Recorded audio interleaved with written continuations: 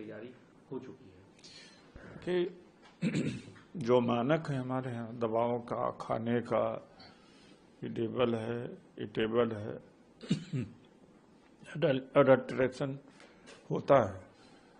और जो डिपार्टमेंट्स हैं बड़े ढीले ढाले हैं, अगर कभी पकड़ में आए भी तो सजा देने में बड़ा समय लगता है। यूरोप अमेरिका का मानक देखा जाए तो फौरन पनिशमेंट दिया जाता, किसी की हिम्मत नहीं है। तो जो कफ सिरप बनाने का जो फार्मूला है, जो उसके मापदंड है, अगर उसमें वायलेशन है तो मैन्युफैक्चरर्स को कड़ी सजा दी जानी चाहिए। जान से किसी के जान के साथ में नहीं खेला जा सकता। मसाले हैं, उस मसाले में कई बार मिट्टी डाला जाता है, आटे में भी कई तरह से, चावल में भी कई तरीके से।